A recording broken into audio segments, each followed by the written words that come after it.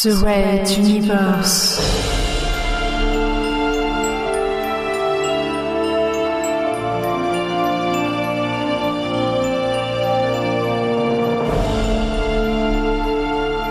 La plus grande saga galactique jamais entendue en podcast.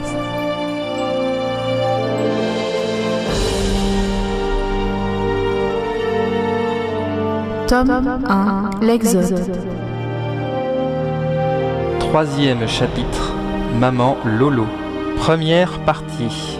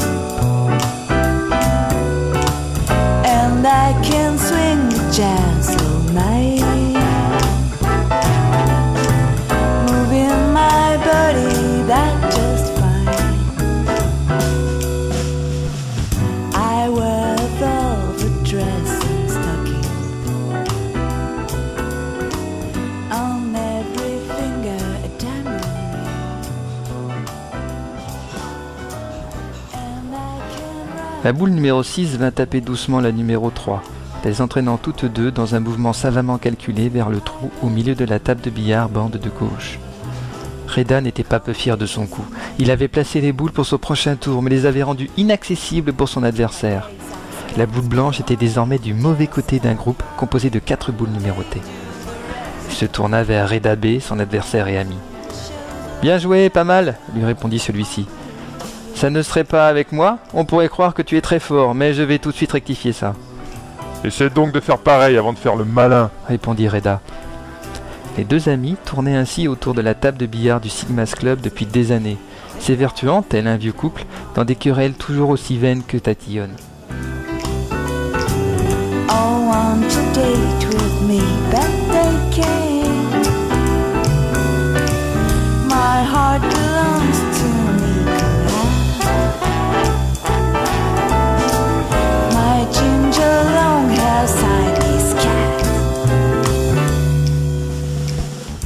Les deux amis tournaient ainsi autour de la table de billard du Sigma's Club depuis des années, s'évertuant, tel un vieux couple, dans des querelles tout aussi vaines que tatillonnes. Tous deux dans la force de l'âge, tous deux mariés avec des enfants, et travaillant pourtant encore ensemble, comme employés, dans une société gérant 2 espaces sur les docks de la station spatiale Maman Lolo. Ils se retrouvaient ainsi tous les soirs, parlant de billard, de femmes et de Maman Lolo. Le Sigma's Club était un des plus anciens endroits de détente de la station spatiale, et Reda B en étaient parmi les clients de l'origine. Certains coins tombaient en ruine, et la qualité des boissons laissait à désirer, mais la devanture continuait de donner illusion, et des clients crédules, très souvent des passagers en transit, ou des marins, profitant d'un moment de détente, continuaient à honorer cette relique des débuts de sa station. Reda se tourna vers le barman. « Radouane, 2 cocktails calotines, mais je veux la bonne recette cette fois, avec de la vraie caffeine et 2 olives. »« Vous êtes certain ? Avec 2 olives ?» demanda le barman à l'intention de Reda B. « Bah non, un cocktail calotine, ça se prépare avec une seule olive, tout le monde sait cela, » dit-il en se plaçant dans le meilleur angle pour tirer la boule blanche. Il allait tenter un coup en boule volante, histoire de remettre Reda à sa place. « N'importe quoi, une seule olive, mais c'est fade, ça n'a aucun goût. Quand je bois quelque chose, je veux que ça soit consistant avec de la saveur. » rugit Reda. « Regarde plutôt ce tir-là, le coupa Reda B. » D'un coup sec, il frappa la boule blanche à son pied, et celle-ci décolla au-dessus du groupe qui lui faisait barrière, en direction du milieu de la bande gauche. Elle toucha bien la boule 6 qui finit son chemin dans le trou, mais ensuite elle rebondit et sortit de la table. Elle rebondit une nouvelle fois sur le plateau d'un serveur et finit sa course dans un verre de punch que partageaient Phil et Adenor pour leur premier rendez-vous à bord de la station. Adenor recula brusquement sous la surprise, bousculant son voisin de derrière qui s'étouffa dans sa chope de bière.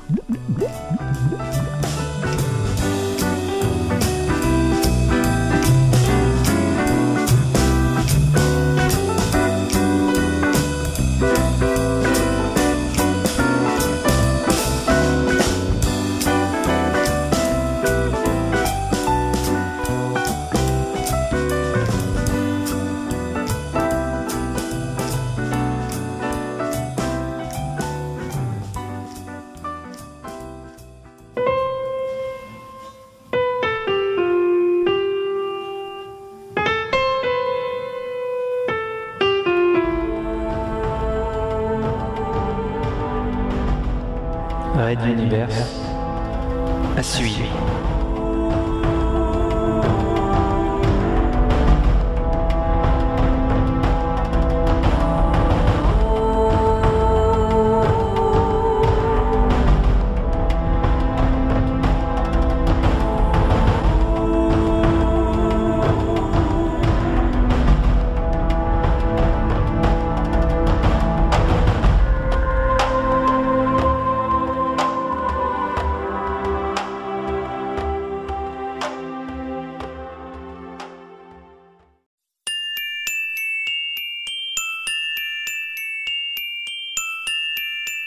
The Red Universe.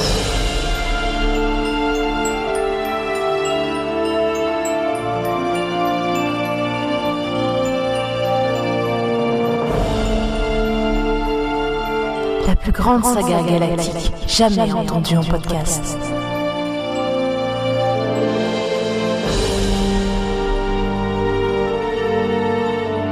Tome 1, l'Exode. Troisième chapitre, Maman Lolo. Deuxième partie.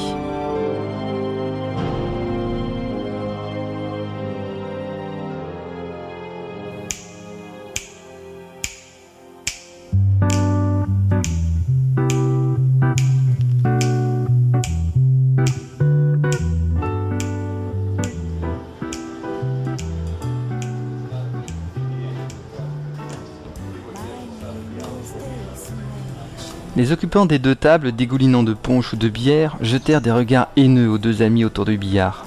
« Ah bah bravo tous les deux, vous voulez attaquer mes clients maintenant ?» grogna Radouane en se dirigeant vers le lieu du drame. « Excusez-les, monsieur et madame, ce sont des clients respectueux en général, mais aujourd'hui visiblement pas. » Reda réagit. Non mais attends, je n'y suis pour rien dans cette histoire. C'est Reda B qui a tiré trop fort. Je n'aurais pas tiré trop fort si tu ne m'avais pas énervé avec ta recette stupide de cocktail calotine. Toujours à grogner surtout, réagit Reda B. Comment ça, stupide ? Rugit à nouveau Reda. C'est parfaitement avec 2 olives qu'on prépare un cocktail là-bas. Et ça n'est pas Monsieur le Barbane qui sait tout, qui va me donner des leçons sur le sujet. Les Barbanes étaient un peuple du centre du continent principal de Materwan. Les mouvements de population l'avaient dilué avec un autre peuple migrant qui passait par là il y a plusieurs centaines d'années, les Beureux. Et malgré que les deux peuples soient pour ainsi dire fusionnés, et qu'on soit dans l'impossibilité de les distinguer de nos jours, une certaine discorde sur des sujets divers tels l'origine d'une famille, d'un mot ou d'une recette continuait d'apparaître épisodiquement.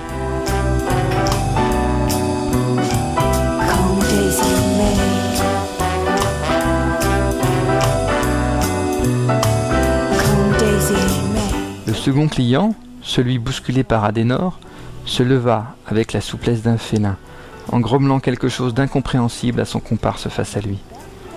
Sans un mot, les deux quittèrent la salle du Sigma's Club en lançant de furtifs regards à droite et à gauche. Le patron Radouane leur lança bien « Soyez les bienvenus, hein, et n'hésitez pas à repasser !» Rien n'y fait.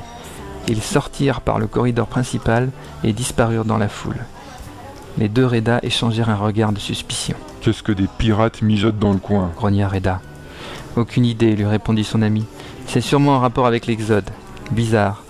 D'habitude, un pirate, ça attaque dans l'espace, pas dans une station. » « Je n'aime pas ça du tout. »« Moi non plus, je n'aime pas ça !» l'interrompit Redouane. « 2 clients en moins à cause de vous. Vous pourriez au moins aller présenter vos excuses avec ces 2 autres jeunes gens. »« Oui, tiens, va présenter tes excuses. » insista Reda perfidement. Dans un soupir de mépris envers son compagnon, Reda B se dirigea vers les 2 tourtereaux couverts de punch. « Je suis vraiment désolé, monsieur et madame. Mon ami est quelque peu énervant et je n'ai pas réussi à bien mesurer la force que je mettais dans mon tir, » s'excusa Reda B. « Quoi ?» rugit à nouveau Reda. « Le problème, c'est que c'était ma seule chemise de soie Barbane, » lui répondit Phil. « Et le punch s'attache énormément. »« De la soie Barbane pour notre rendez-vous ? Que c'est chou !» fondit Adenor, oubliant presque instantanément qu'elle dégoulinait du même punch. Reda apparut en roulant son bras gauche autour des épaules de son ami. « Mais vous tombez très bien, monsieur et madame. Vous avez un Barbane pure souche devant vous. » indiquant Reda de sa main libre. « Il se fait fort de vous procurer ce genre de produit, n'est-ce pas ?»« Oui, bien sûr, » répondit Reda B, n'osant pas trop s'avancer. « Il y a effectivement le gros arrivage de cet après-midi au dock. Mon cousin m'envoie quelques petites choses et parfois des vêtements de soie Barbane, en effet. Tu parles du cargo 7? Sankireda? Celui qui livre les dernières fournitures pour... Il montra le plafond de ses yeux. Pourquoi? Questionna Adenor. Pas pour les exodèmes, dame, lui Répondit Reda. C'est le dernier chargement, un des plus gros. Il y a tellement de caisses qu'on va mettre 3 jours à le décharger. Fièrement, Phil bomba le torse. Mais nous faisons partie de l'Exode, monsieur Reda, et j'accepte avec plaisir cette possibilité de trouver d'autres vêtements de soie Barbane, d'autant que je risque de ne plus en voir avant longtemps. Détrompez-vous, lui lança Reda. Mon ami en vend pas mal depuis que les transporteurs sont en ravitaillement. Ça et les ingrédients du Rubiano, ça fait fureur. À ce nom, Phil et Adenor en hurlent à la bouche. Leurs regards se croisèrent. Voici un sacré cadeau pour leur descendre sur Maman Lolo. Une réserve de Rubiano.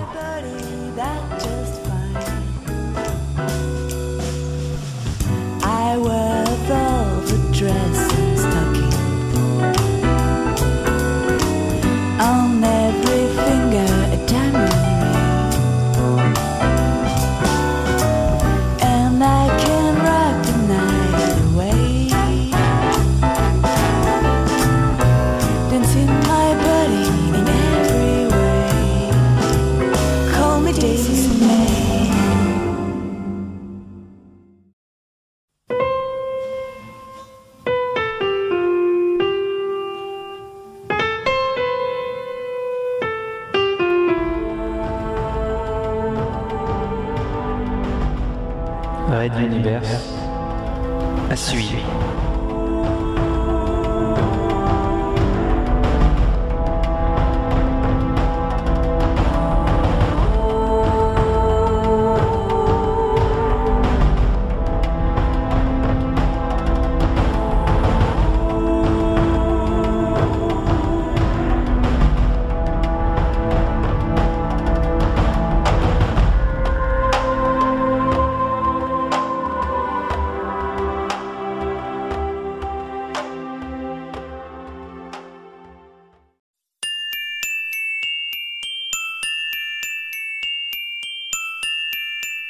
The Red Universe.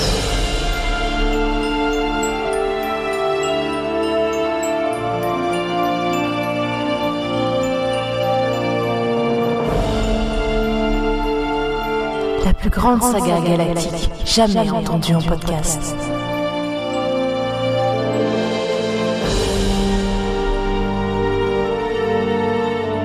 Tome 1, l'Exode. Troisième chapitre, Maman Lolo. Troisième partie.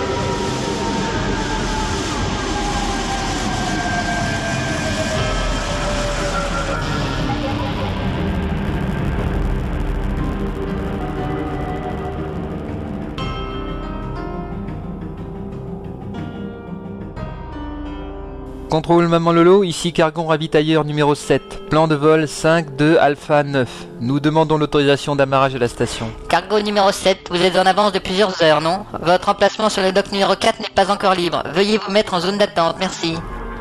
Simo Tatami, pilote, ne l'entendait pas de cette oreille. Il emportait en douce de nombreuses cargaisons de contrebande, dont plusieurs kilos de fraises cerises encore vertes, ingrédient indispensable à la fabrication du Rubiano, et elles devaient être livrées fraîches. Le regard perdu au travers du hublot, il chercha quelques secondes son inspiration dans la contemplation des étoiles. Puis Simo appuya sur l'intercom. Contrôle Maman Lolo, on a reçu l'ordre d'embarquement plus tôt que prévu car certains approvisionnements étaient en rupture de stock pour le transporteur à quai, donc c'est assez prioritaire. Le contrôleur répondit inflexible. Désolé, cargo numéro 7, il va falloir attendre. Pas d'amarrage spécial pendant les ravitaillements de l'Exode. Ordre de la sécurité. Allons, mon ami, on ne va quand même pas être obligé de faire remonter l'information chez nos supérieurs quand même. Il y a bien une petite place, insista Simo. Rien à faire, cargo numéro 7. Et puis, s'il y avait une urgence dans votre convoi, j'en aurais certainement été informé. Il me semble d'ailleurs que le formulaire de douane n'indique aucune matière périssable ou dangereuse. Faudrait-il faire une vérification ? Insinua le contrôleur de dock de la station.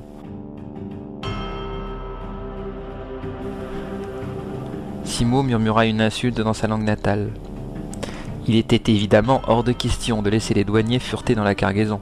Il savait ce que lui y avait glissé, il ignorait ce que son supérieur, son patron et peut-être même des dockers avaient eux-mêmes glissé là-dedans.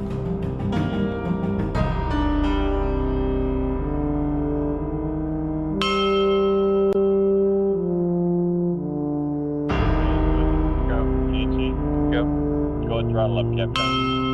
Booster flight. Go ahead, flight. You copy? Unit status, vital. Go.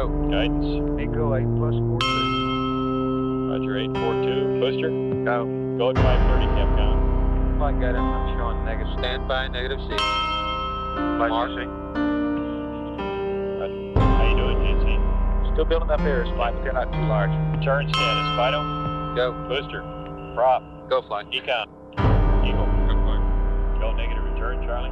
Go, flight.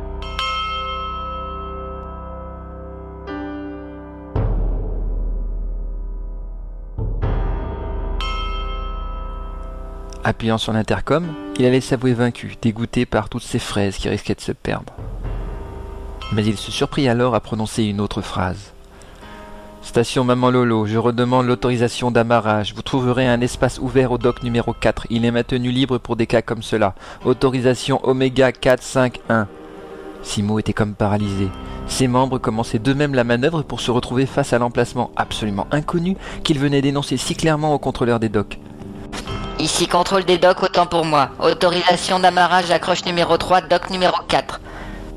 La voix du contrôle tournait dans la tête de Simo et il n'en revenait pas, d'autant que sous ses yeux, il termina la procédure d'amarrage avec une perfection qui ne lui était pas commune, chaque geste semblant à la fois soupesé et empli d'une sorte de grâce comme un ballet. Ce qu'ignorait Simo, c'est que de son côté, le contrôleur de quai était à peu près dans la même situation, spectateur de ses gestes et de ses paroles. Puis une fois l'amarrage terminé, lui et Simo sombrèrent dans l'inconscience quelques secondes. En ouvrant les yeux, ils avaient tout oublié, constatant seulement que tout était accompli et en règle. « Vite, les fraises cerises !» pensa Simo. Au milieu des caisses de fraises cerises, qui étaient cachées dans un espace à l'écart du chargement principal, une caisse était légèrement plus grande que les autres. À l'intérieur, assis sur un coussin, Fabio Uli, le mental, esquissa un sourire de satisfaction. Plusieurs caisses se déplacèrent alors toutes seules, plaçant celle de Fabio dans les premières à être débarquées.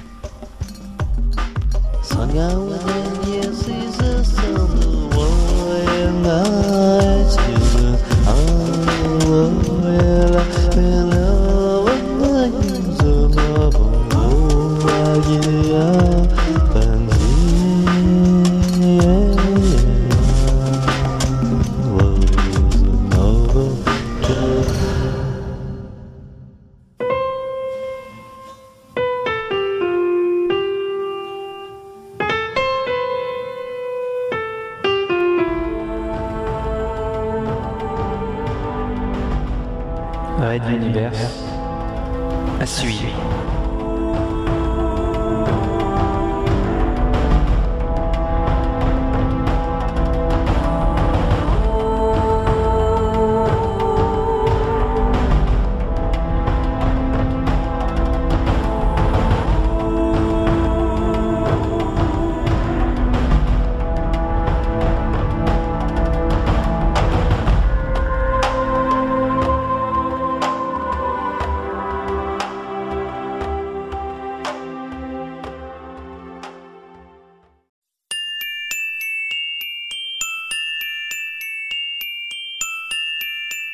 The Red Universe.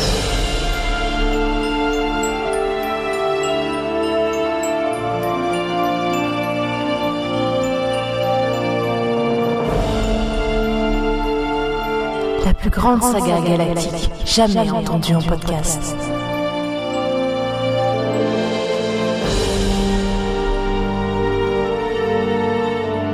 Tome 1, l'Exode.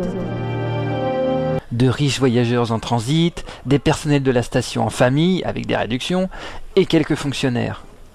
Aujourd'hui, l'affluence était correcte pour un tête-à-tête dans l'eau. Nageant au milieu des autres clients, Phil s'amusa à donner des noms d'animaux aquatiques aux nageurs qu'il croisait. Tel crawler ressemblait à un bar, tel groupe de petites filles était un banc de crevettes, tel couple de retraités faisait penser à des méduses, tandis qu'une ou deux sirènes émoustillaient agréablement les pensées de leur grâce. De grandes baies vitrées, sans teint, remplaçaient le mur du côté du corridor central de la station. On pouvait ainsi, à loisir, regarder les badauds, dockers, passagers et autres commerçants circuler, le tout sans être vus. Phil remarqua avec surprise une personne en particulier dans la foule. Certes, elle portait un châle et sa tenue était neutre, mais il savait qu'elle faisait partie de l'Exode, et peut-être qu'inconsciemment il était à sa recherche.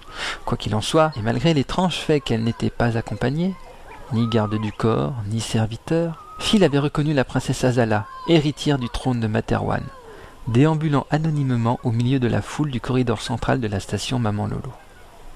Personne ne semblait prêter attention à sa présence.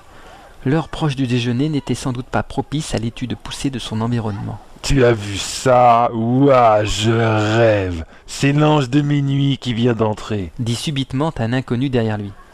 Un autre lui répondit. « Tu rêves, elle est pour moi, cette fille. » Phil se retourna, se demandant de qui ces cuistres parlaient.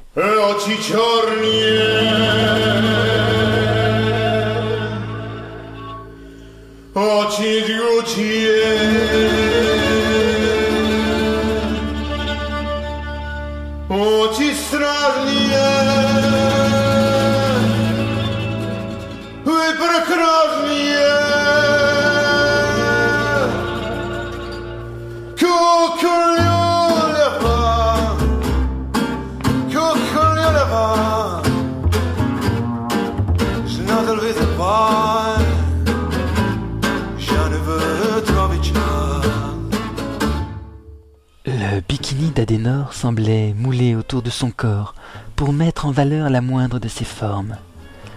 Si Phil était inquiet d'une femme camionneuse par trop musclée, il fut immédiatement rassuré. Les muscles d'Adenor ne servaient qu'à soutenir des rondeurs parfaitement appétissantes. Son port était une grâce folle. Elle devait sans doute y faire particulièrement attention. Et son chignon relâché, ses cheveux blonds semblaient distiller des volutes de lumière sur son passage. Arrivée à la hauteur de son compagnon, elle s'assit délicatement au bord de la piscine, lui autorisant ainsi une vision plus détaillée de sa peau souple et hâlée.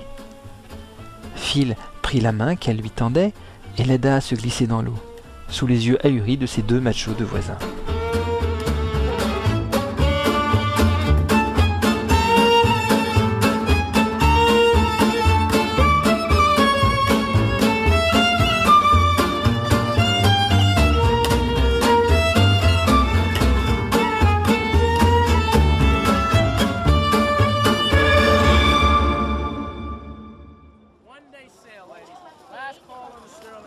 Pendant ce temps, la princesse Azala flânait dans la station, longeant les boutiques d'accessoires de voyage, de magazines ou de cigarettes. Elle fit une pause d'1 heure à un café avec une vue imprenable sur le corridor principal. Se tenant toujours légèrement en retrait, elle voulait éviter d'être reconnue. Mais à part quelques regards curieux, par-ci, par-là, personne ne semblait réagir, et c'était le principal.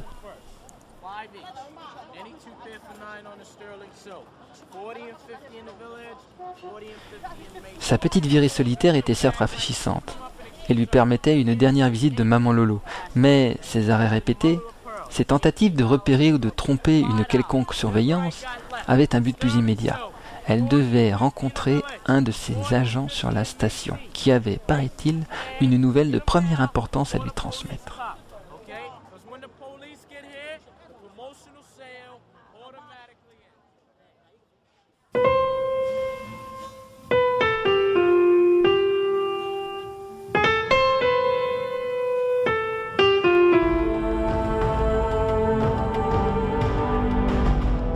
Red Universe à suivre.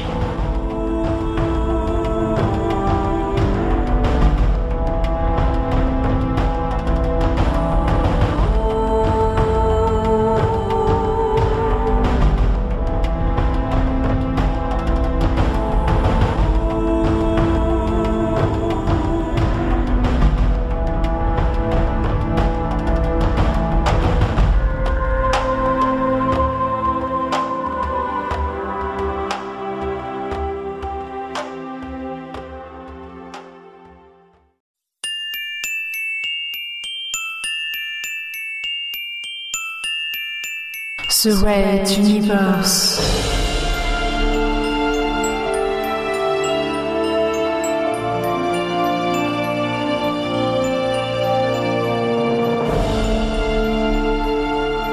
La plus grande saga galactique jamais entendue en podcast.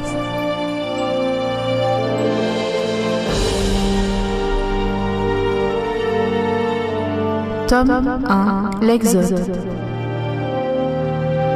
Troisième chapitre, Maman Lolo. 5e partie.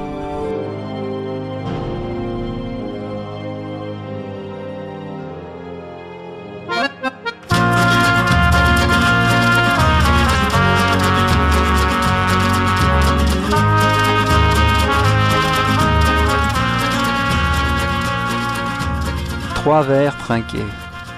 Les liquides brunâtres et alcoolisés se mélangèrent, renouant avec une ancienne tradition d'amitié et de confiance. Peu de musique ou d'artifices festifs tels cocktails, amuse-gueule, invités d'apparat. Non, il s'agissait de la réunion de trois personnes que le destin avait amenées à partager les mêmes couleurs, les mêmes douleurs, les mêmes obstacles et à vaincre ensemble, liés par une profonde estime et une réelle amitié. Le colonel Jeff Hill, le commandant Momumba Arlington et la commandant Aurora Benkana partageaient ainsi leurs retrouvailles, emplis de souvenirs de guérilla, de batailles, de doutes autour d'abris improvisés dans une montagne. Une vie de résistant qu'aucun d'entre eux n'oubliera jamais. ¿Dónde están las palabras? Solamente recuerdo, mi vida está desnuda como la verdad. En Argentina la gente no puede olvidar.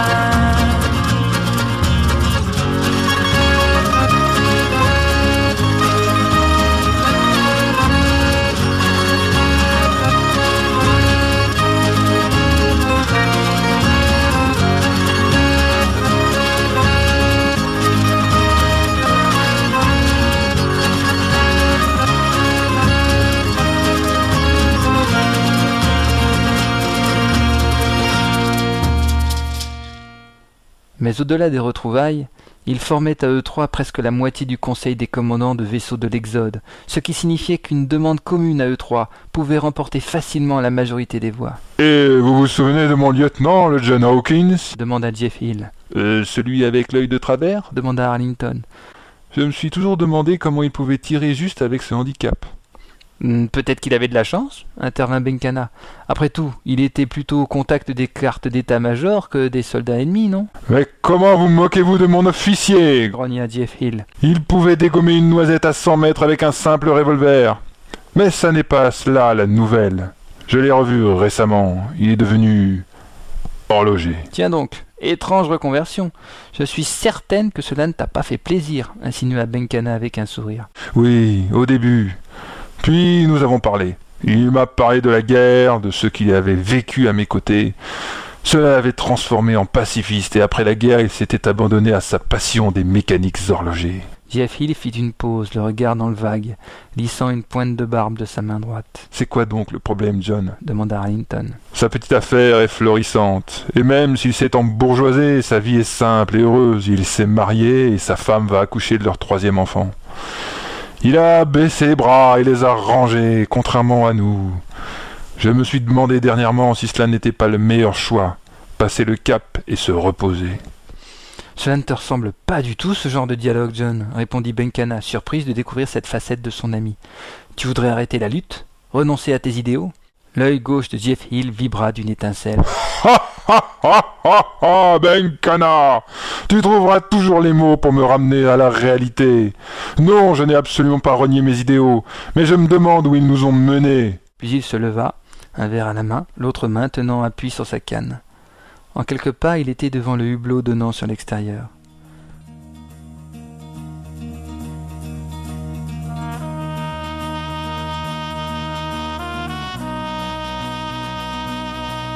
Regardez là, dehors. On voit Materwan, et on se demande pourquoi l'on s'est battu.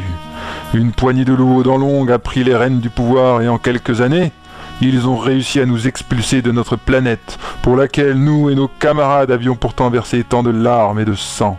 Sa main se mit à trembler. Je rêvais d'une fin glorieuse sur un champ de bataille, me battant pour mes idéaux, avec vous à mes côtés dans un ultime sursaut d'honneur et de gloire. Si tu permets, je n'étais pas au courant de ma mort programmée sur le champ de bataille. On aurait pu me prévenir, j'aurais fait un effort. L'interrompit Arlington dans un clin d'œil à Benkana. Mais J.F. Hill ne releva pas. Et qu'avons-nous là? Un départ honteux, un gentleman agreement, pour que nous déguerpissions vers une planète tout juste vivable. Quelques provisions, quelques vieux vaisseaux géants rouillés, et au revoir, laissez-nous mener notre dictature à loisir. Cela ne vous fait-il donc rien? Pianto notti morte di illusioni, sorde inermi ed effimere grida negli anni armati della repressione. Ma un aprile cadeva imminente sulla fiamma dell'orda meschina. Non dimentichi, Presidente, la terra libera su cui cammina.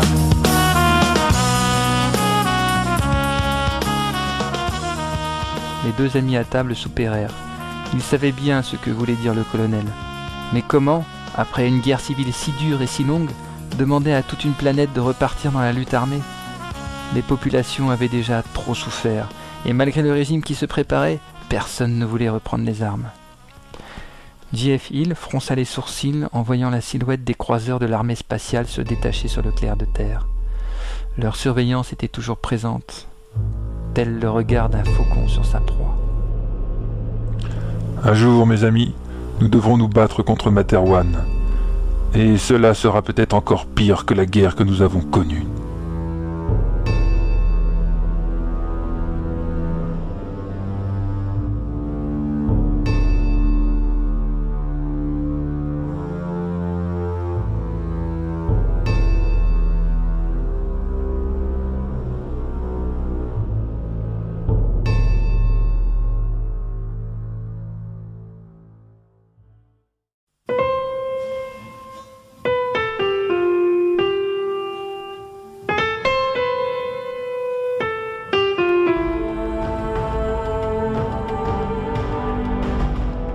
Red Universe à suivre.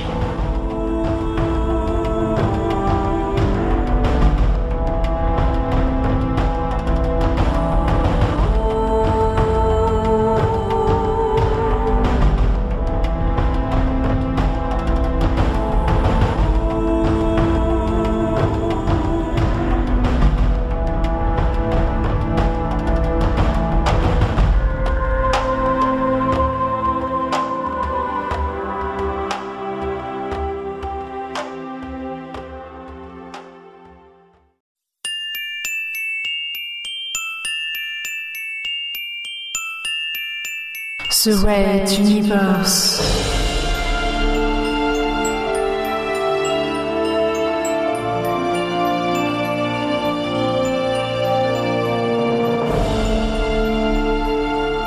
La plus grande saga galactique jamais entendue en podcast.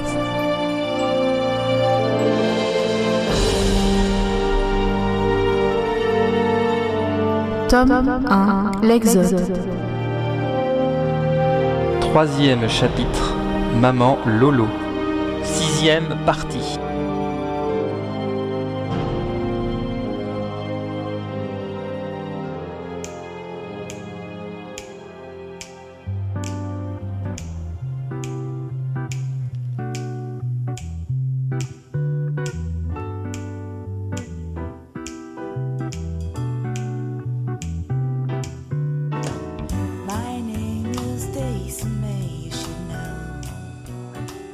Au bar du Sigma's Club, l'heure de la fermeture était toute proche et Red One essuyait les verres devant une salle vide.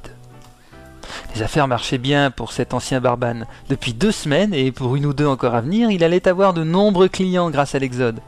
Son chiffre d'affaires avait triplé, il s'était même permis d'embaucher un serveur pour le soulager de la surcharge de travail. Il prendrait bientôt 1 mois de vacances avec sa femme, dans sa région natale, sur Materwan, près des vallées et des canyons Barbane où il avait passé sa jeunesse.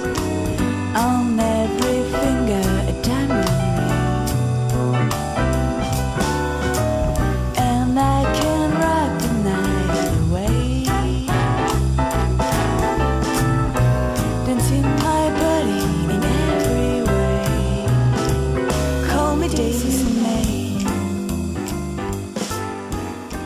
Tandis qu'il partait dans ses pensées, 3 nouveaux arrivants s'installèrent au comptoir. Et l'ami, auriez-vous une bouteille de whisky absinthe? Mes amis et moi avons soif. Radwan sortit de ses pensées et regarda ses clients. Celui qui avait parlé était un petit bonhomme d'une 40aine d'années, un nez d'aigle, un teint hâlé et 2 petits yeux pétillants d'intelligence. On sentait qu'il débordait d'énergie et de quelque chose d'indéfinissable en plus. Il était entouré de 2 grands gaillards à la mine patibulaire qui avaient le nom pirate comme écrit au travers du visage. Prudence, se dit Radwan. Hélas, messieurs, le whisky absinthe se fait rare de nos jours. S'il m'en reste bien quelques gouttes, mais ce n'est pas assez pour vous 3. Les 3 hommes ne répondirent pas, le petit continuant de le pénétrer du regard. Radwan sentit un frisson désagréable lui remonter le long de la colonne vertébrale. C'est dommage, vous pouvez peut-être nous proposer quelque chose de Materwan? L'inconnu insista bien sur le nom de la planète, et cela fit une drôle d'impression. Il repensa soudain au fameux dernier chargement qui venait d'arriver au dock numéro 4. Un oncle lui avait glissé une caisse d'alcool de figues de cactus qui pourrait peut-être convenir à ces 6 étranges personnes. Écoutez, si vous êtes amateur de choses fortes, je peux vous proposer de repasser d'ici 2 heures environ. Je devrais avoir une caisse d'alcool de figues de cactus. Oui, vous nous l'avez déjà dit, interrompit l'inconnu. Celui-ci poursuivit. Que pensez-vous des développements qui se déroulent sur Materwan suite au départ de l'Exode? Des gouttes de sueur commençaient à perler sur le front de Radwan. Son imagination lui jouait-elle des tours? Il lui semblait que le petit homme avait grandi. Ou peut-être était-ce lui qui rétrécissait? Non, pourquoi il se passe quelque chose? Mentit Radwan. Son oncle l'avait prévenu que de nombreux journaux et quelques télévisions libres avaient cessé d'émettre ou tout simplement déposé le bilan. De plus, la police semblait noter de nombreuses choses sur des pads dans la rue. On avait perdu trace de syndicalistes et de journalistes un peu partout. En général, les médias semblaient de plus en plus abstraits, comme parlant d'un autre monde, différent de celui dans lequel vivait Radwan. Mais sur la station, ils étaient, pour l'instant, encore épargnés par cela. « Vous mentez, monsieur » lui lança le petit homme. Radwan tiqua, puis découvrit qu'il était désormais entouré par les 2 hommes de main de son interlocuteur. « La princesse Azala est à bord de la station en ce moment, étiez-vous au courant ?» le questionna Tête d'Aigle, qui désormais était plus grand que Radwan. « Azala? La princesse ?» Oui, il avait entendu parler de ça par les Reda. Elle faisait partie de l'Exode. Non, il ignorait ce qu'elle faisait sur la station. Il paraît qu'elle a une vie assez mystérieuse, probablement des activités politiques. C'est dangereux ça, Radwan s'en tient toujours écarté. Le gouvernement n'aidera pas les exodés, n'est-ce pas? Ils seront livrés à eux-mêmes. Une question ou une affirmation? Radwan était complètement désorienté. Il se sentait claustrophobe, collé entre ces 2 murs de la chambre froide. La chambre froide? Mais que faisait-il là? Devant lui, très haut, très loin, un homme à la tête d'aigle lui parlait. Enfin, il lui semblait. Merci, monsieur Radwan, pour toutes vos informations. Dormez bien. Et le ciel s'assombrit dans un froid atrocement mordant.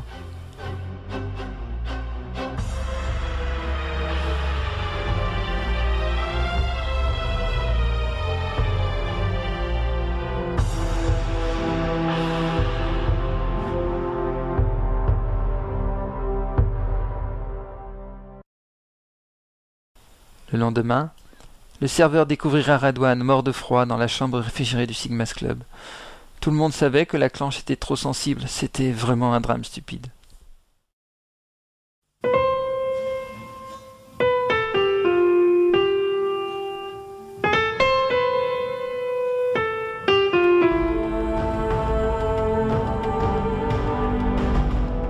Red Universe à suivre.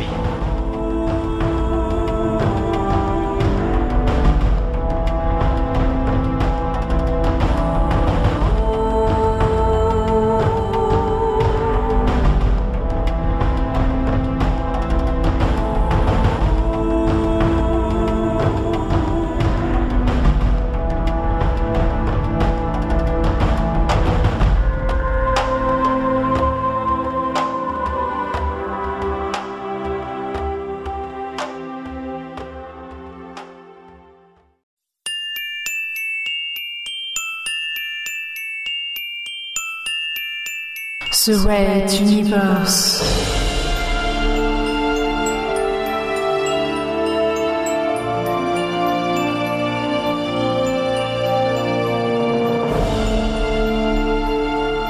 La plus grande saga galactique jamais entendue en podcast.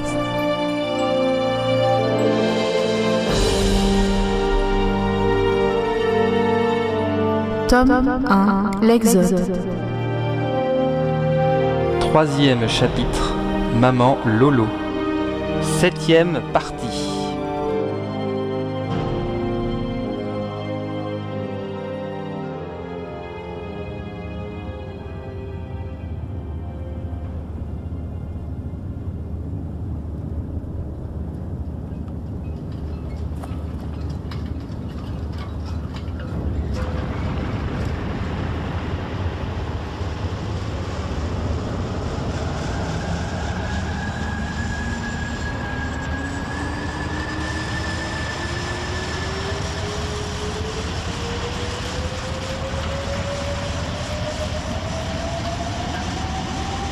Le dock numéro 4 est très semblable à tous les autres docks spatiaux de l'époque.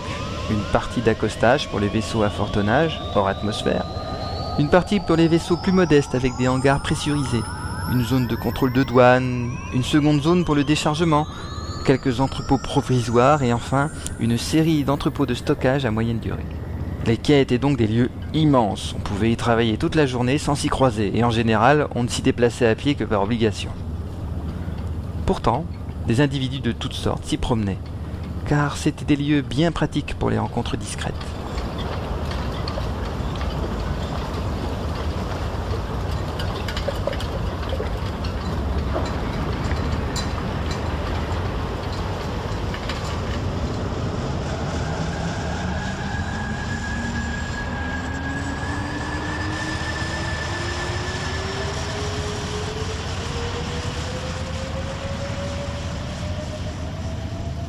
Azala utilisa son passe spécial pour pénétrer dans la zone des entrepôts provisoires. Le lieu était dangereux durant un déchargement de vaisseau. Les véhicules de transport passaient dans tous les sens et un mauvais coup pouvait vite être reçu. Une marque, tracée à la craie près d'une évacuation d'air au sol, lui indiqua de faire 50 mètres sur sa droite puis 50 sur sa gauche. Ces codes étaient nécessaires dans la profession d'espion. Au lieu indiqué, elle s'accroupit dans un espace sans lumière, quêtant l'arrivée de son correspondant.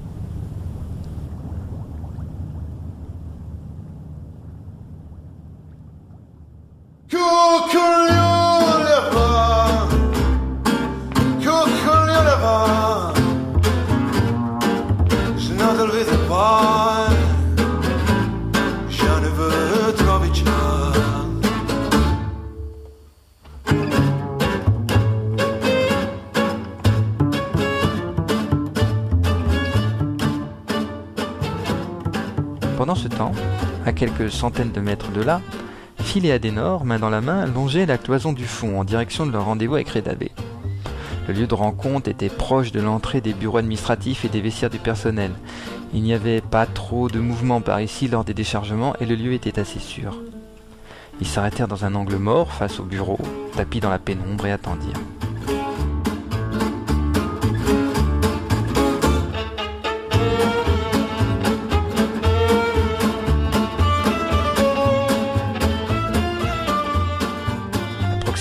Des deux êtres, l'ambiance étrange de solitude dans un grand espace, ou simplement une libido exacerbée avait donné à Phil quelques idées coquines, mais ce fut Adenor qui réagit la première, attirant à elle son compagnon et l'embrassant goulûment à pleine bouche.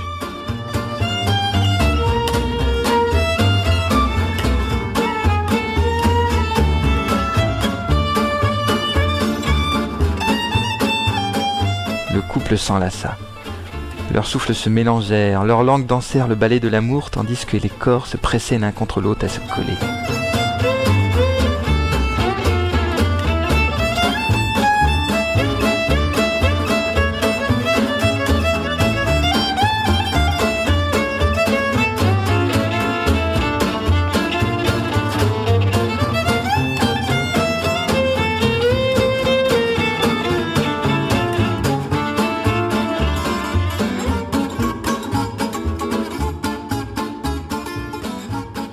Devant eux, un petit groupe d'une dizaine d'hommes ténébreux passa en silence. L'un d'entre eux remarqua bien le couple enlacé dans le coin, mais un petit homme au visage d'aigle lui chuchota. « Laissez-les, ils ne verraient même pas passer un troupeau de zèbres éléphants. Nous avons mieux à faire. Elle est très proche de nous maintenant. » Et la troupe poursuivit son chemin, en ligne droite vers l'emplacement de la princesse Azala.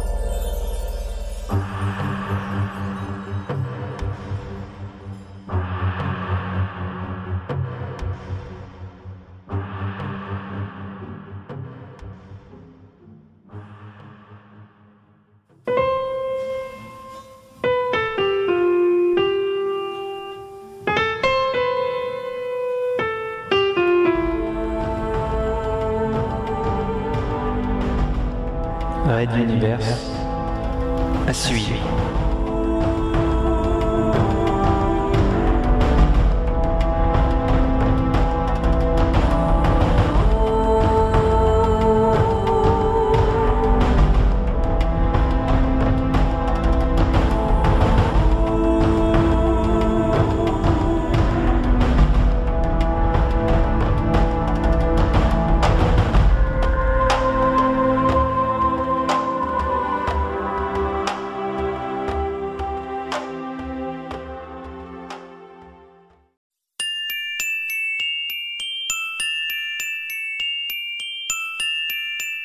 The Red Universe.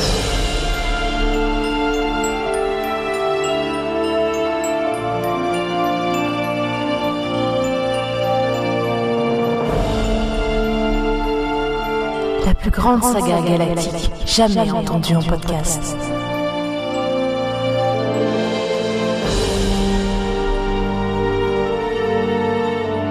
Tome 1, l'Exode. Troisième chapitre, Maman Lolo. 8e partie.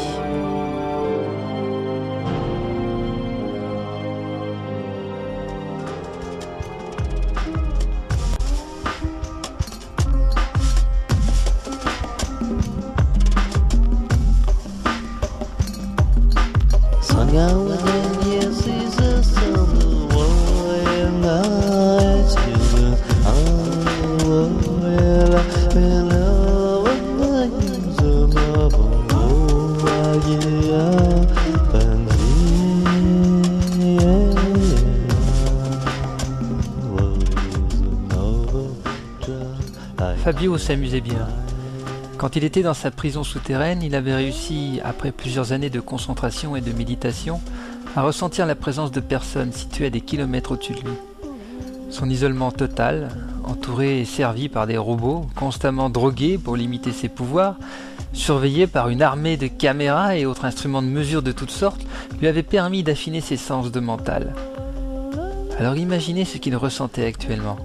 Les dernières prises de drogue n'agissaient presque plus, et il se retrouvait au milieu d'une foule d'humains qui vivaient leur vie sans se douter une seconde de sa présence.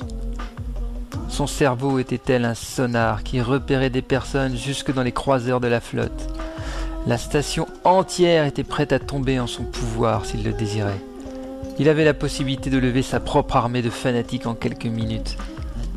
Ces idiots de militaires ne l'avaient en fin de compte qu'aidé à le rendre encore plus puissant.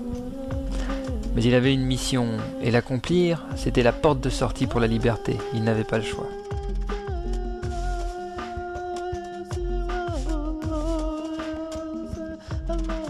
D'ailleurs, cette mission débutait sur des déroulements imprévus. Il avait, du fond de sa caisse, une vision très claire de ce qui se passait sur le quai, et cela ne manquait pas de piquant.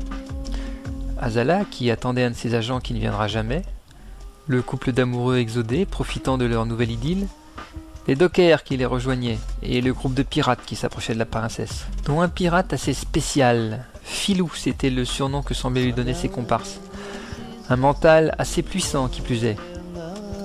Fabio ignorait ce qui put exister des manteaux pirates, mais à bien y réfléchir, cette profession ne pouvait que leur réussir en effet. Comme son frère Ralatos, Filou était cruel, calculateur et froid comme la pierre. Rapidement, il reconstitua les derniers événements de l'esprit des pirates, s'abstenant de lire directement dans l'esprit du mental pour ne pas être repéré. Leur mission, les obstacles qu'ils avaient franchis jusqu'au dernier meurtre, dont celui du barman du Sigma's Club, pour lui voler des renseignements. Étrangement, Fabio ne l'avait pas ressenti, celui-là. Sans doute les drogues étaient-elles alors encore trop concentrées dans son sang pour cela. Ses lèvres se pincèrent, et il ouvrit les yeux dans l'obscurité de la caisse. Ces hommes étaient déterminés, et sans aucun scrupule. Mais leur but risquait de contrarier ses projets.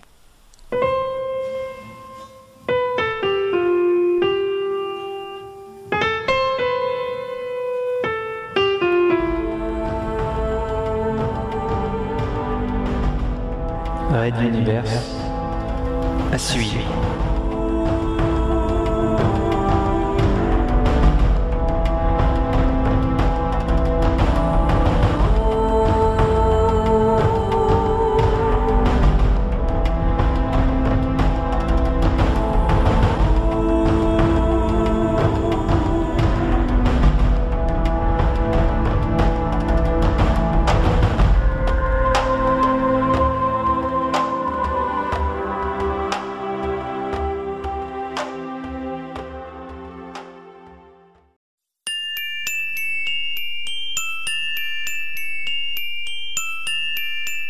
The Red Universe.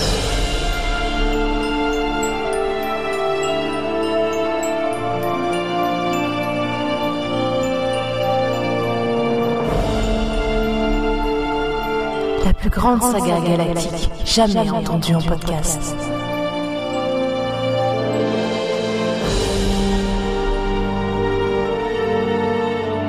Tome 1, l'Exode. 3e chapitre, Maman Lolo. 8e partie.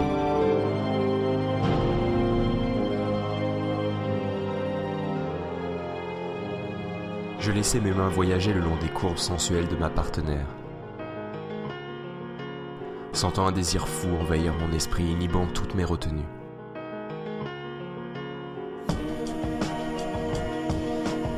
Je redevenais un mâle dans toute sa puissance et sa fougue. D'instinct, j'empoignais les cheveux d'Adenor, les tirant pour libérer son cou à ma contemplation.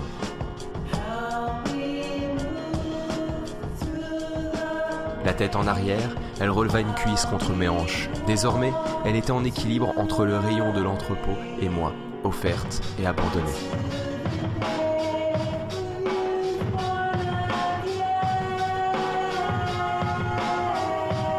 Mon entrejambe me faisait mal à se tendre autant et je voyais les pointes des seins d'Adenor indécemment étirer le tissu de sa tenue.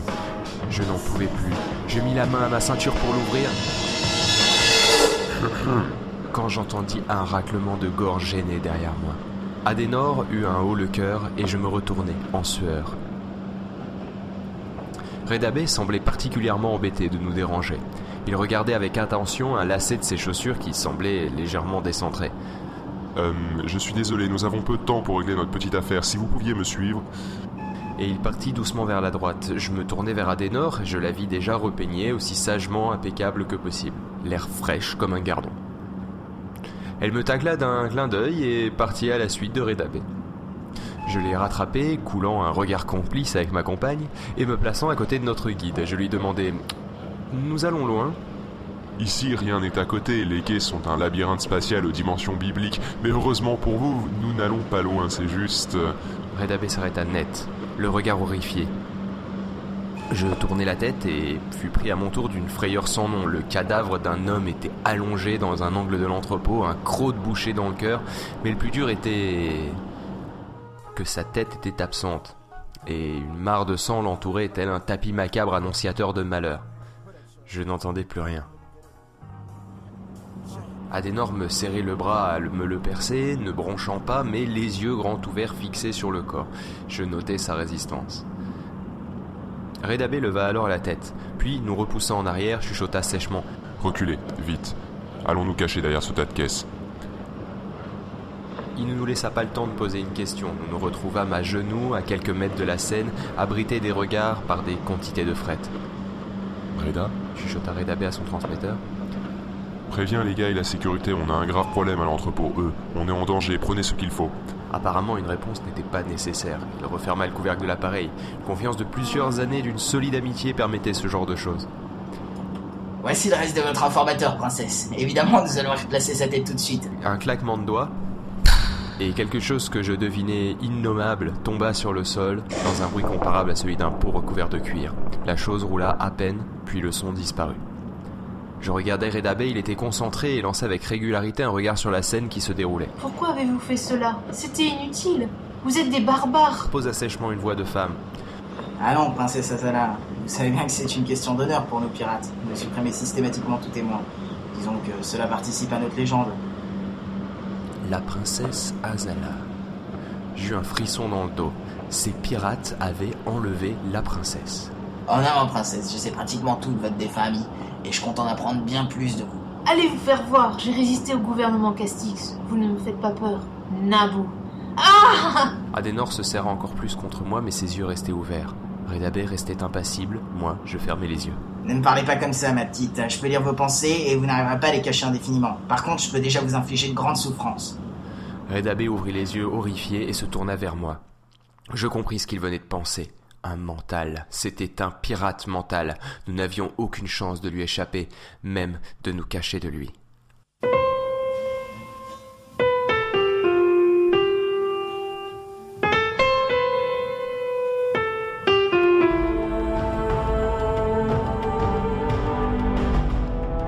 Red Universe à suivre.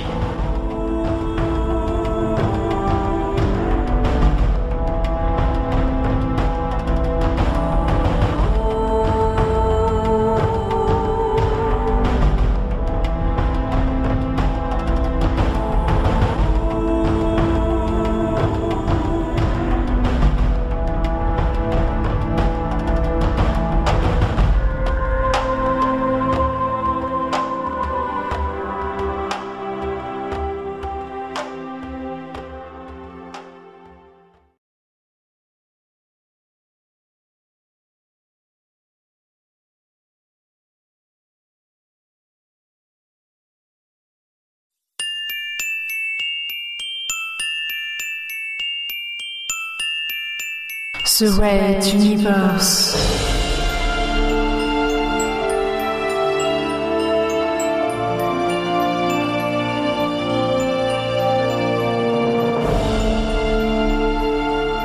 La plus grande saga galactique jamais entendue en podcast.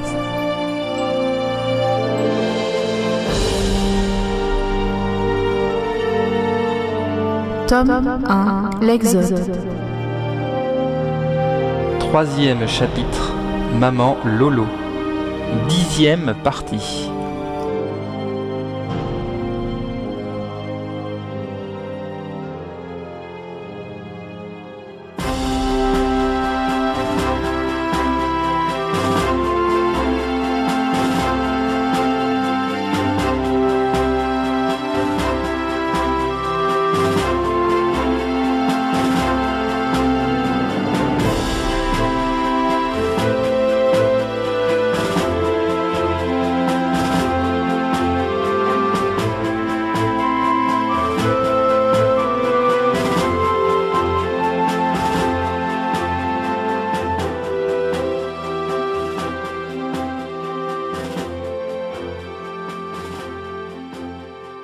Si nous continuons comme ça, l'Exode ne pourra même pas quitter l'orbite de Materwan. Le général Décembre grognait d'une voix forte en longeant la salle de réunion circulaire. Pourquoi ne voulez-vous pas tenter cette traversée de la passe de Magellan? Nous gagnerons du temps, mais surtout nous deviendrons indécelables pour les radars à longue portée Castix. Il se tourna, les moustaches hérissées par tant de rébellion dans les rangs des officiers présents devant lui. Il y avait eu un accord, écrit et signé par tous avant même le départ de Materwan. Une fois les portes fermées, il n'y avait plus de grade dans l'enceinte du Conseil des commandants. Tous pouvaient s'exprimer et seule la majorité pouvait emporter une décision. Décembre n'avait pas accepté cela de bonne grâce, mais cet ancien commandant en chef de la garde royale comptait sur sa force de caractère et de persuasion pour venir à bout des récalcitrants membres du Conseil. Au pire, il pouvait compter sur une majorité d'anciens royalistes. Malheureusement, si Lumumba Arlington était un négociateur chevronné et aguerri, la commandant Benkana était elle aussi une vétérane de la guerre et ne se laissait pas faire. Décembre! Rugit Jeff Hill. Vous faites de l'obstruction à cette décision vous-même. Vous savez parfaitement que les radars Castix ne sont pas aussi redoutables que les vaisseaux pirates qui vont fondre sur nous dès la première occasion. La passe de Magellan est un piège féroce pour tout vaisseau qui ne serait pas parfaitement équipé pour repousser les assauts. Nous pouvons leur faire face, nous ne sommes pas désarmés tout de même, affirma Décembre, relevant son menton tout en prenant une pose d'officier supérieur blâmant d'un subalterne. Jeff Hill était un bretteur redoutable, un harangueur de foule. Il savait irradier sa présence et sa force de caractère bien au-delà des murs de cette simple pièce. Quand lui et les deux autres commandants de la Révolution se mettaient ensemble, la majorité n'était plus une question d'arithmétique, mais plutôt un jeu mouvant de séduction, de caractère et d'autorité naturelle. Et il devait bien se rendre à l'évidence que malgré son âge et son expérience, le général Décembre était en deçà d'un homme tel que Jeff Hill. Le commandant Bazavech prit alors la parole. « Les pirates n'oseront pas s'attaquer à nous. Savent-ils que nous sommes peu armés? Comment devineraient-ils nos plans? La passe est juste après un croisement de routes stellaires. » Arlington, Jeff Hill et Benkana restèrent muets de stupeur durant quelques secondes. Comment pouvait-on être aussi aveugle? Les pirates sillonnent cette région depuis des siècles. Probablement qu'ils se préparent déjà à l'attaque. Mais un petit rire mesquin prit tout le monde de court. Runta, le politicien reconverti, intervenait enfin dans la conversation.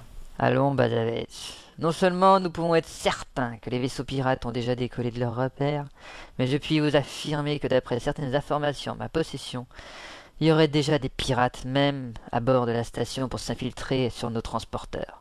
Comment ? Sterling Price et Jeff Hill s'étaient levés ensemble de leur fauteuil, réagissant comme un seul homme à cette nouvelle. « Et vous comptiez nous mettre au courant un jour, Junta ?» demanda Benkana, ses yeux noirs tentant sans succès de percer les lunettes fumées du politicien. « Un homme sans regard, pensa-t-elle. Il est dangereux. On nous avait bien prévenus. » Mais Junta ne prêta pas attention aux différentes réactions autour de lui. Il continua. Apparemment, il y aurait plusieurs petits groupes, en général des missions d'infiltration, et peut-être quelques enlèvements de personnalités, mais je n'ai pas de précision là-dessus. La réunion était devenue plus silencieuse qu'un cimetière. On aurait entendu une mouche voler, s'il y en avait eu une. Junta, fier de son effet, poursuivit. J'ai déjà donné des instructions, et je comptais partager ces informations avec vous durant cette réunion. Il fallait les laisser s'approcher de nous pour ne pas éveiller leurs soupçons et permettre une rafle plus efficace. Je ne savais pas si je pouvais compter sur votre discrétion, voyez-vous. À l'heure actuelle, des arrestations doivent avoir lieu un peu partout sur Maman Lolo. Je vous conseille cependant de bien faire un état des lieux de vos vaisseaux avant le grand départ, au moins ceux dont le transporteur a déjà accosté la station. Délicatement, il sortit un cigarillo de sa poche revolver, craqua une allumette et commença à fumer, profitant de la réussite de son effet sur ses co-réunionnaires. Il savait qu'il venait de marquer un point vis-à-vis d'eux, mais également de rester dans les bonnes grâces de Materwan, à qui il offrait de nombreux pirates dont quelques chefs recherchés. Et enfin, surtout, il venait de calmer les ardeurs de Jeff Hill, dont la barbiche devenait frisée à force d'être entortillée autour de ses doigts.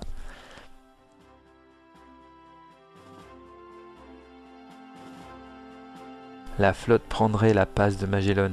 Les pirates n'étaient plus un obstacle. Junta tira de nouveau sur son cigarillo et en savoura l'arôme.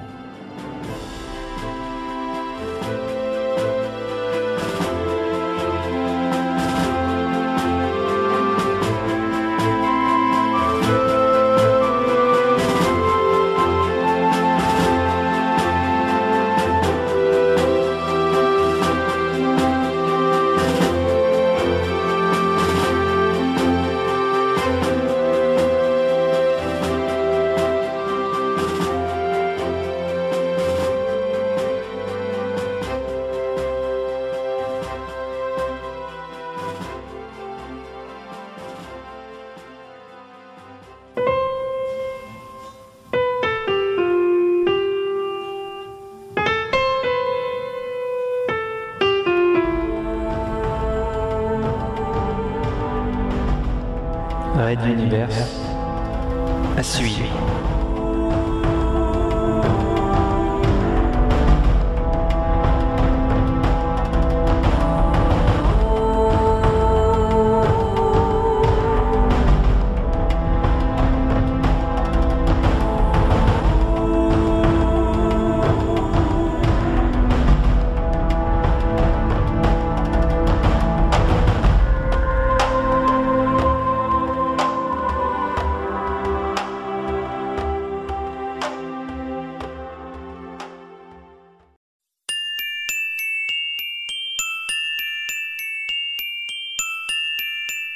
The Red Universe.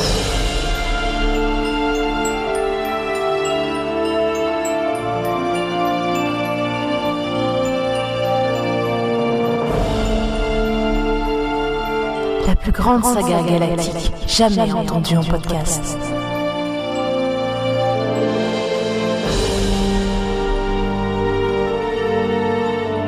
Tome 1, l'Exode.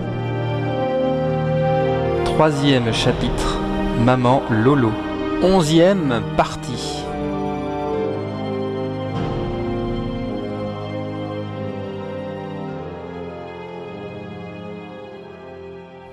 Le groupe avançait d'un pas ferme mais sans réelle urgence. Les pirates étaient habitués à compter les uns sur les autres et leur nombre ainsi que leur expérience du combat était leur force. Au milieu de la petite troupe, la princesse Azala, solidement encadrée par deux gaillards qui visiblement n'y connaissaient rien aux droits des femmes, lançait autant qu'elle le pouvait des regards noirs au maître mental qui dirigeait l'expédition. « Arrêtez de me haïr, femme. Peut-être que vous survivrez. Nous ne voulons pas votre mort, nous voulons juste votre coopération ainsi que l'argent que vous valez, c'est tout. » La phrase avait germé dans la tête d'Azala, et celle-ci ne put réprimer un haut le cœur devant une telle intrusion. Elle avait côtoyé des manteaux. Évidemment, en tant que princesse, cela lui était presque une obligation, ne serait-ce que par protection.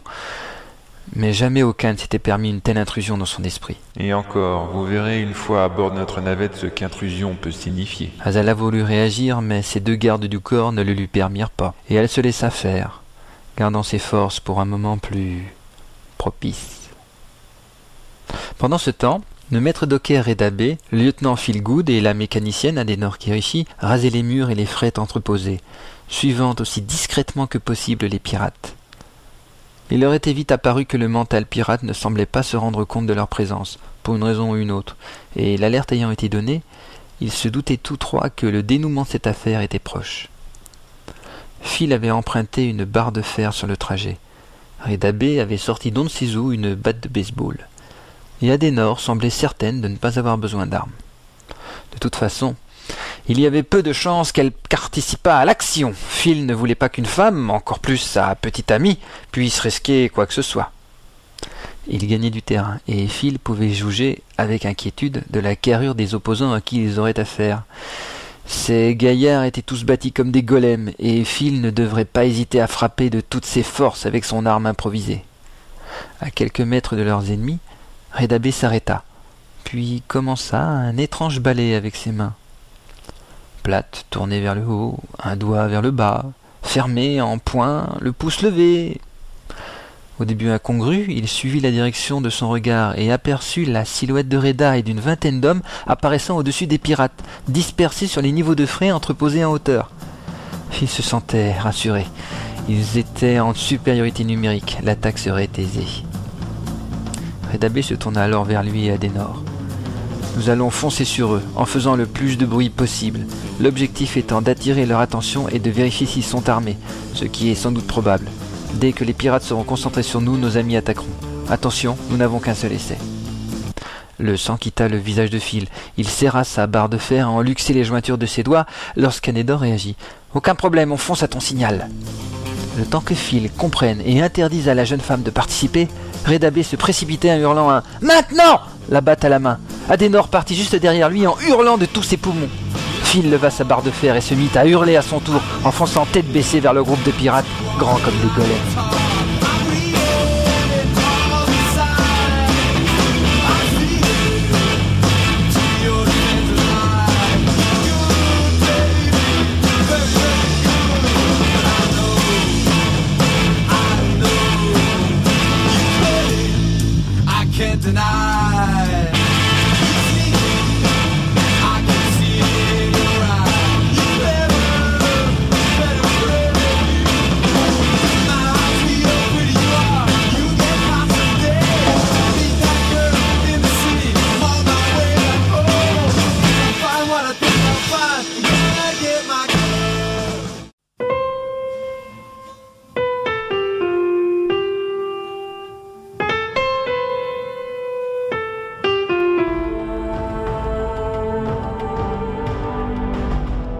Red Universe à suivre.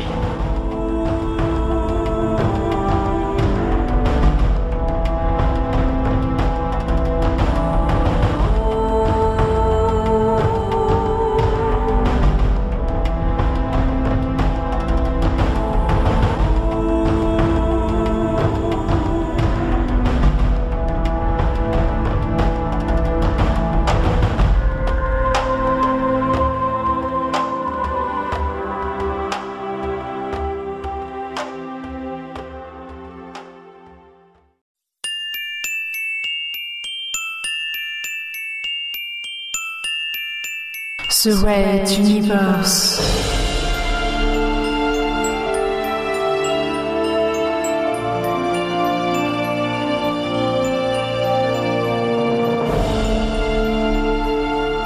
La plus grande saga galactique jamais entendue en podcast.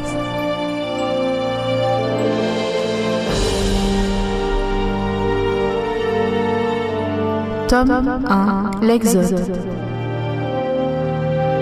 3e chapitre, Maman Lolo. 12e partie.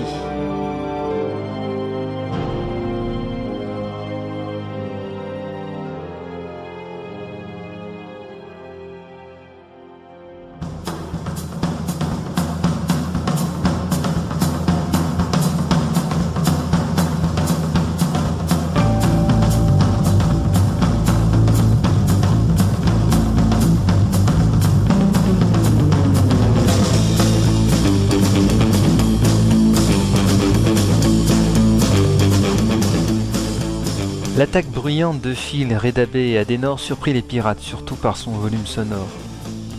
Le premier pirate n'eut pas le temps d'éviter la batte de Reda Bey. Le nez brisé et la mâchoire enfoncée, il s'effondra en hurlant, rajoutant un brouhaha qui se formait. Le mental pirate fut le premier à réagir, envoyant une violente décharge psychique qui fut reçue par Reda Bey comme un vrai coup de bélier en pleine poitrine. Ce fut un signal qui réveilla les autres pirates. Ils firent front, se rendant compte que leurs assaillants étaient peu armés, et tandis que certains éloignaient la princesse Azala, d'autres dégainaient leurs armes. C'est alors qu'on entendit un « En avant, rendez-vous !» venant des caisses de frais au-dessus d'eux. Reda et d'autres dockers, ainsi que des agents de sécurité fondaient sur le petit groupe.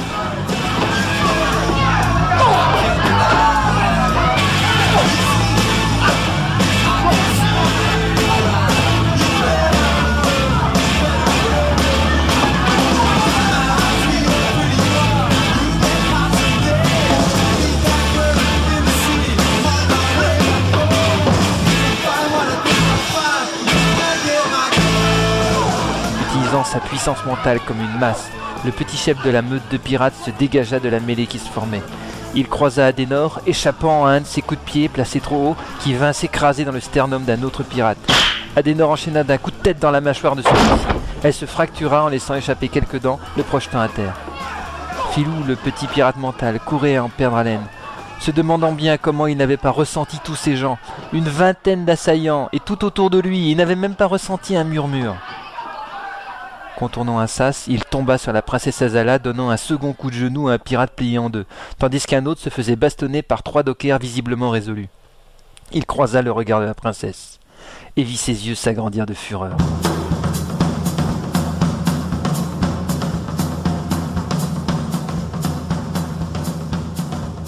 Arrachant un morceau de planche, elle se précipita sur lui. Le pirate se concentra et propulsa une onde de choc censée la paralyser, mais qui ne lui fit aucun effet. Il recommença, mais le coup ne semblait pas plus atteindre la princesse. Il aurait bien voulu recommencer une 3e fois, mais le temps lui manqua, et il évita de justesse la planche qui fendit l'air exactement à la précédente position de sa tête.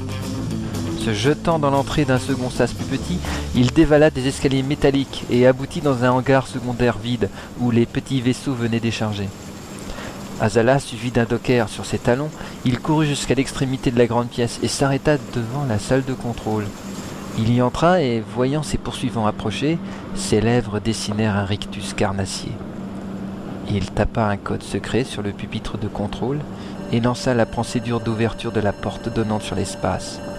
Le large bouton rouge scintilla, Filou écrasa son pouce dessus. Il ne se passa rien. Ou plutôt si, tout l'univers semblait être figé autour de lui. Azala et les autres ne bougeaient plus, comme gelés dans leur élan. Même les bruits de fond des caisses étaient tus. Il ouvrit le sas de la salle de contrôle précautionneusement, vit que la porte du hangar était encore close malgré l'enclenchement du processus d'ouverture, tenta de sonder les alentours, mais ne trouva rien, même pas un pauvre rat. Ce nouvel univers figé était également muet. Bonjour, Filou. Il se retourna d'un bond et vit devant lui un container qui tournait sur lui-même à presque 2 mètres du sol.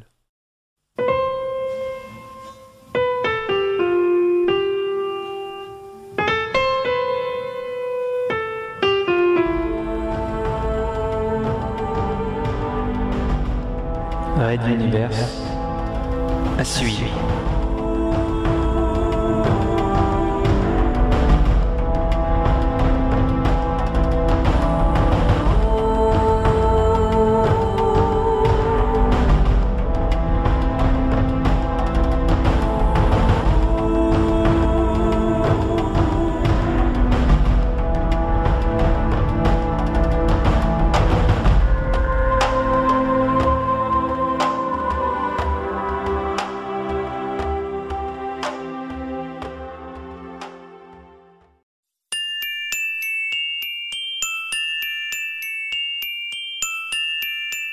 The Red Universe.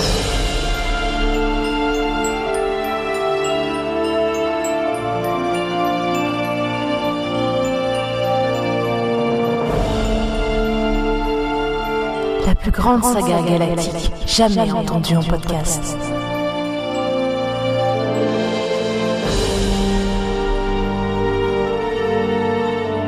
Tome 1, l'Exode.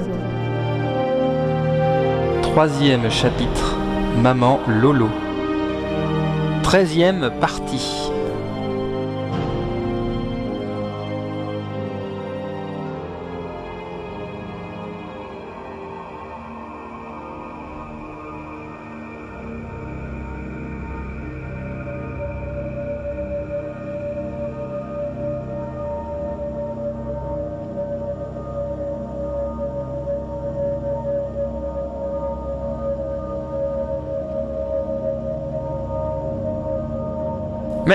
Le pirate recula d'un pas. Filou, alias Esprit Noir, alias Pensée Démoniaque, fils de Mammouth le Puissant et d'Eveline la Castratrice. Mais tu as un beau pédigré dans la piraterie, dis donc. Filou n'en revenait pas.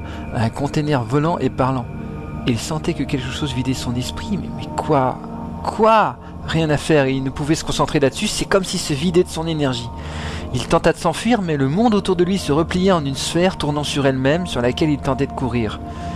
L'image stupide d'une souris courant à l'intérieur d'une roue dans sa cage lui vint à l'esprit pendant une seconde. Il se retourna, effrayé.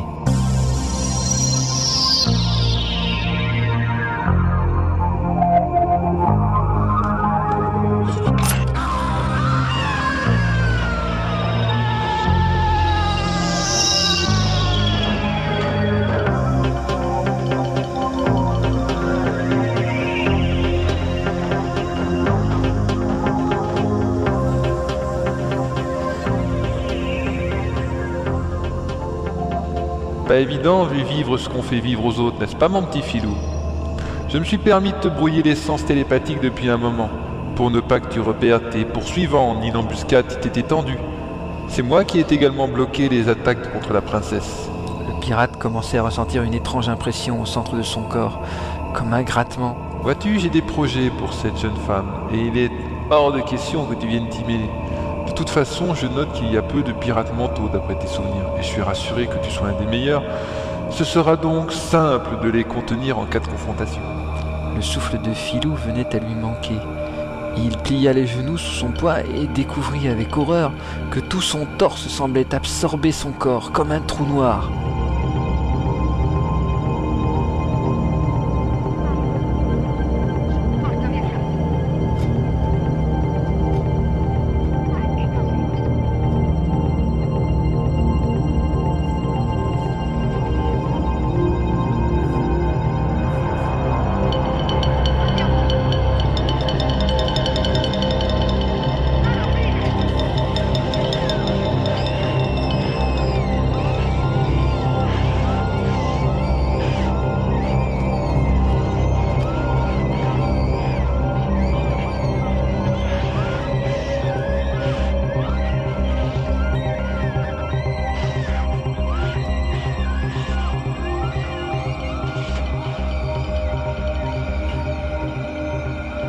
Ta carrière s'arrête là, Filou, fils de Mammouth.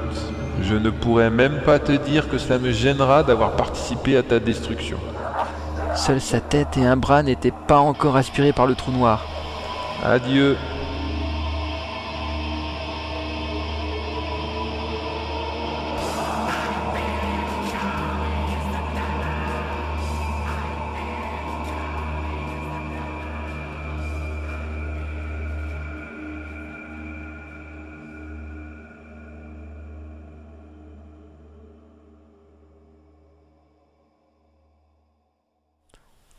Azala ouvrit la porte du poste de contrôle du hangar secondaire comme une furie. Elle savait ce qu'essayait de faire le pirate, mais elle stoppa net. Derrière elle, elle entendit le docker qui la secondait pousser un grognement de surprise devant la scène. Filou le pirate était figé, le pouce à quelques centimètres du bouton d'ouverture de la porte principale du hangar. Les yeux vitreux, de la bave aux lèvres, il ne bougeait plus, ne semblait même plus respirer. En fait, effectivement, il ne respirait plus et depuis quelques minutes déjà.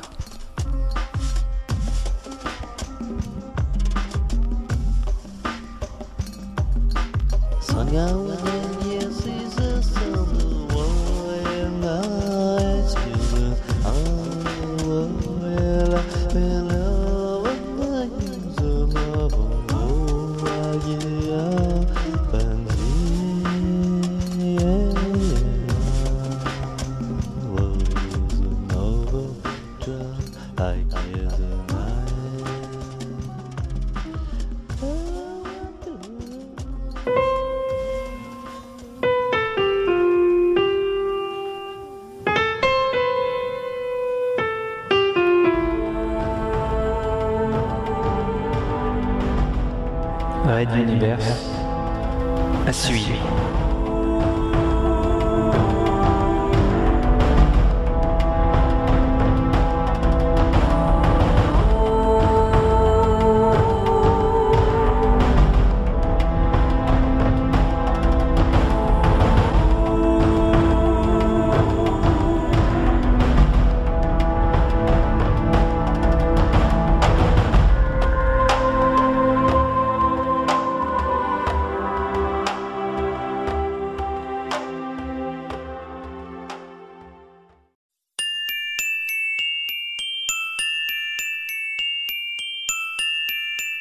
The Red Universe.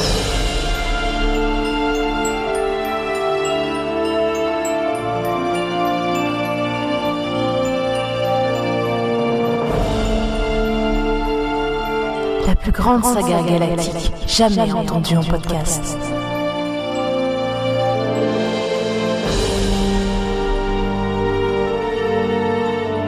Tome 1, l'Exode. Troisième chapitre, Maman Lolo. 14e partie.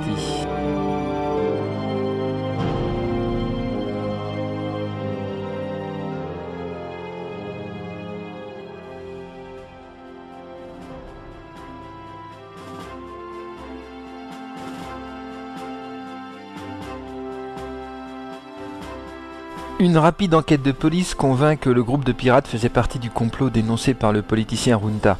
On fut particulièrement surpris de découvrir qu'il existait des pirates mentaux et la nouvelle fit grand bruit.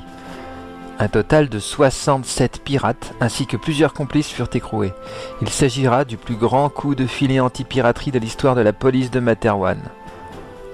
Reda B se réveilla à l'hôpital avec un violent mal de crâne, mais entouré de son ami Reda et de quelques dockers venus le veiller. Son compagnon d'infirmerie était, aux surprises, le barman Radwan, au teint encore un peu bleuâtre mais tiré d'affaire. Étrangement, le serveur embauché au Sigma's Club avait eu une envie pressante de visiter la chambre froide du club, juste assez tôt pour que les secours puissent encore agir.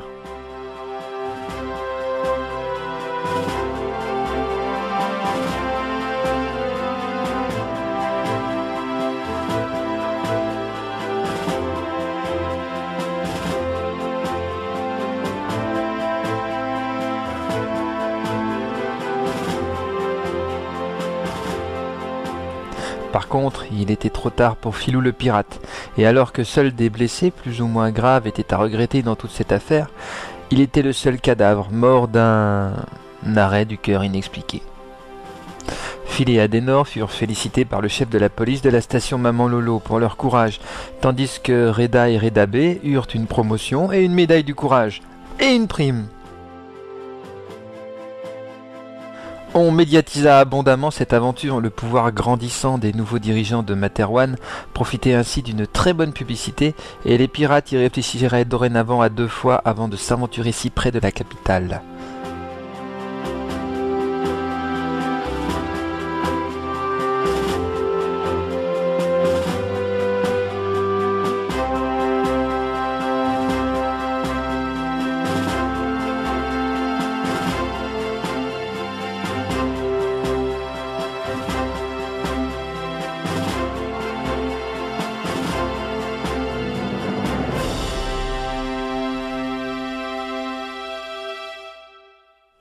Le soir même, sur le transporteur numéro 7 fraîchement accosté, une réception fut donnée en l'honneur des protagonistes.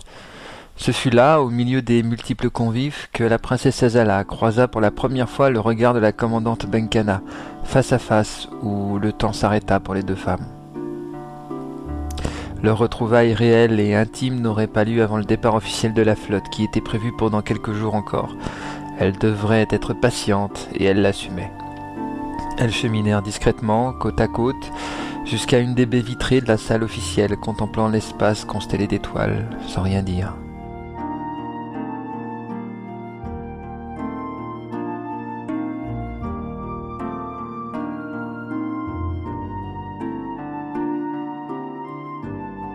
Benkana profita de ce moment aussi longtemps que possible, puis, se tournant légèrement vers sa voisine, elle murmura « Je ne laisserai plus jamais personne te menacer, tu en as ma parole. » Azala la regarda s'éloigner, puis sourit.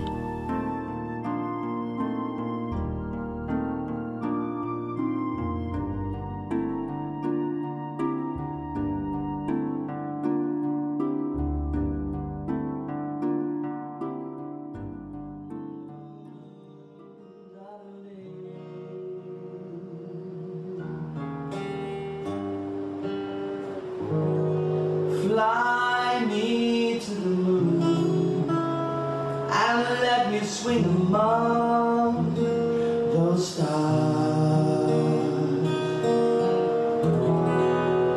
Let me see what spring is like on Jupiter or Mars. Pendant ce temps, sur les quais de la station spatiale Maman Lolo, une caisse s'ouvrait toute seule, et un homme en uniforme de mécanicien de transporteur de l'Exode enfonçait bien sa casquette sur sa tête, partant vers la sortie, sifflotant un air à la mode. Red Universe, fin de la 3e partie. À suivre. Fill my heart with song, let me sing forevermore. You were all I long for, all I worship, I adore. Your words, please be true. In other words, I love you. Yes, I do.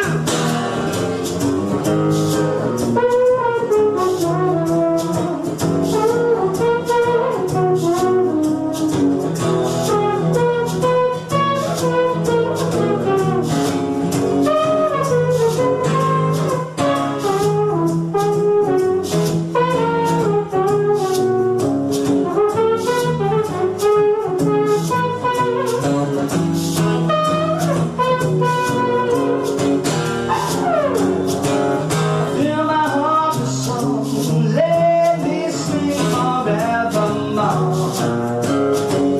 You are all I love for, all I worship, I adore. In other words, please be true. Oh, in other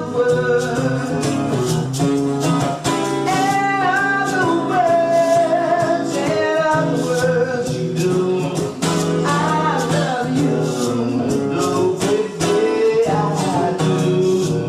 Come fly me to the moon. Fly me to the moon.